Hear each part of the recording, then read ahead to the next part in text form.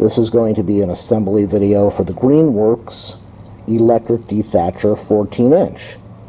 If you check out YouTube, there are about 6 other videos on how to put this together. They did not read the instructions or the directions. They give bad information on the wheel height. They don't put on the cable clamp, and they have the cord on the wrong side. So I'm going to show you how to do this the right way. Let's open up the box, take everything out.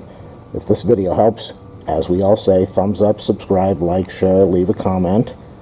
Click on the affiliate links in the video description if you want to buy this thing.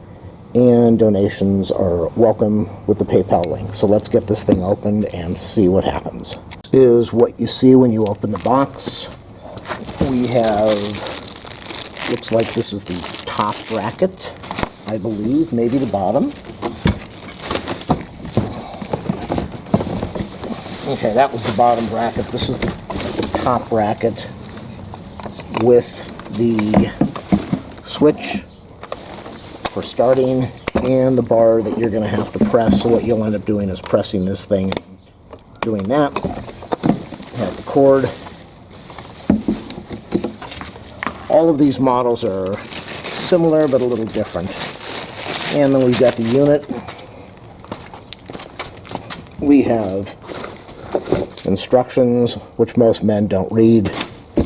We have an extra package of tines. I believe there are 18 in here, and there are 18 in the unit. Take out the rest of the packaging. We have a bag which is going to have the screws, your wire clamps, and the little holder I was talking about to hold the extension cord. We'll get to that in a minute. And then we have the unit. Some people say this is really light. It is about 27, 28, 32 pounds, something like that. So here we go. Inside the package, you are going to have this bracket, little rubber piece over here, plastic piece, that is used to hold the extension cord. Some people say they only got 1 cable clamp. This one has 3 little rubber pieces or plastic pieces that we're going to use to mount the handle. The instructions say that it's a star screw, but it's really just a Phillips screw. I thought it was going to be a Torx, but it's really just Phillips. 2 of those. And then we have the curved screw over here, curved head, and the little plastic piece that's going to screw the handle to the handle. So this is where we're going to be dealing with putting the handle. We're going to put a plastic piece over here. We're going to put the handle inside this hole over here, and then we're going to take the screw and insert it into this hole.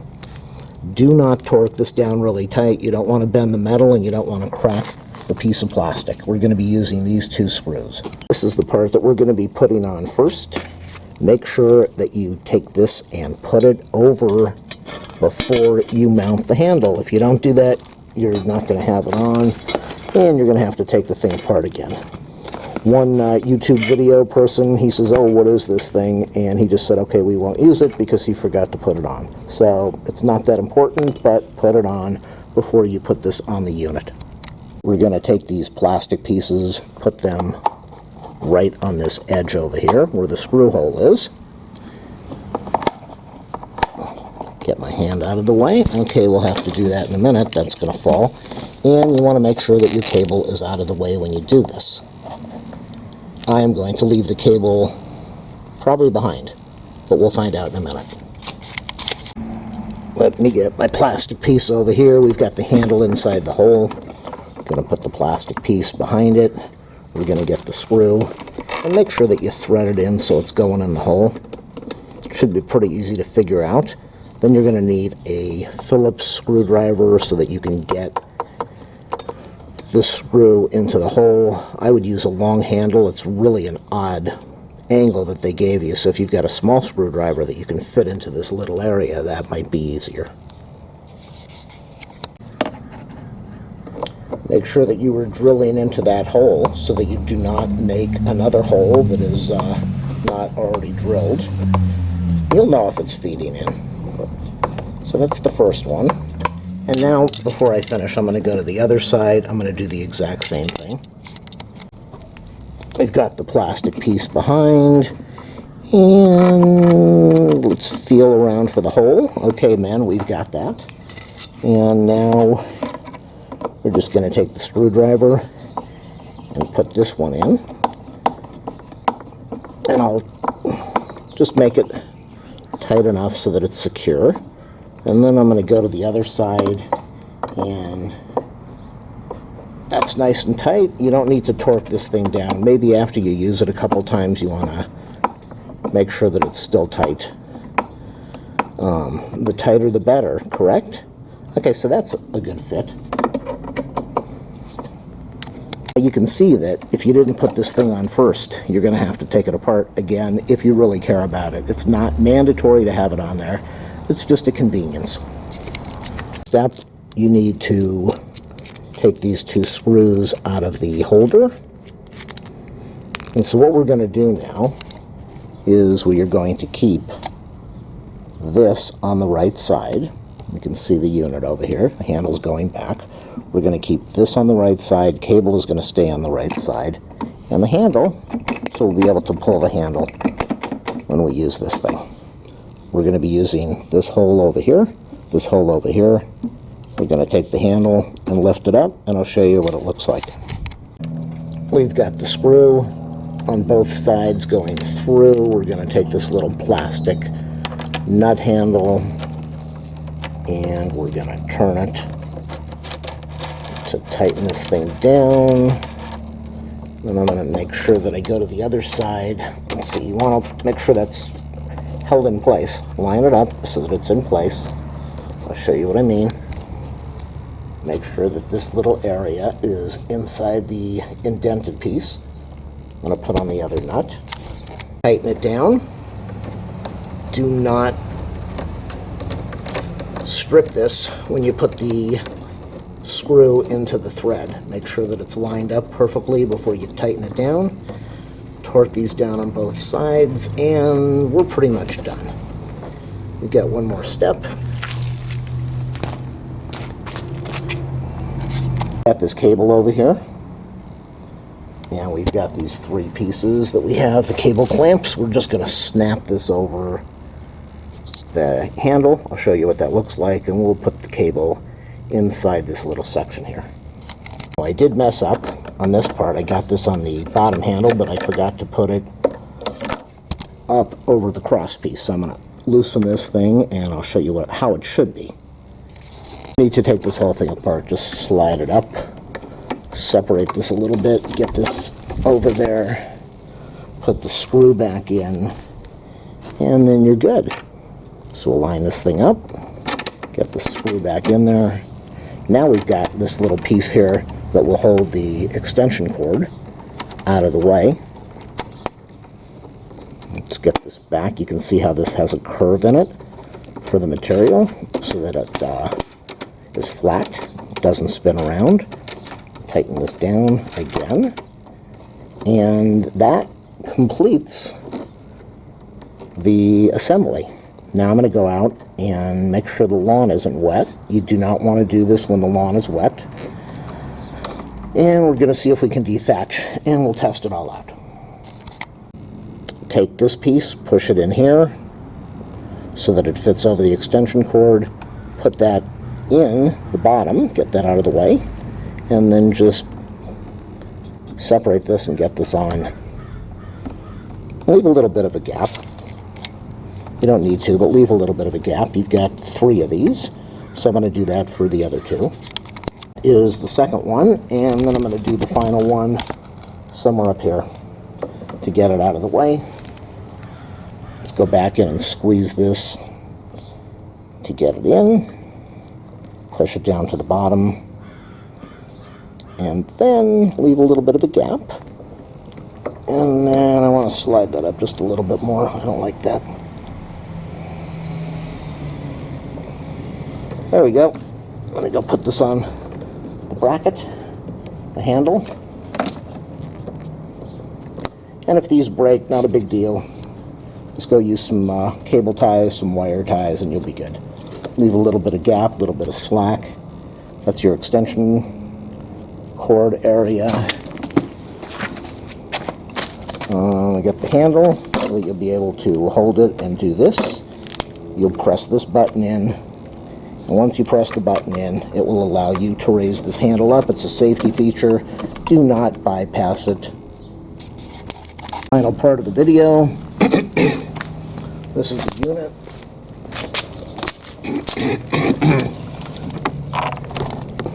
Those are the tines in there.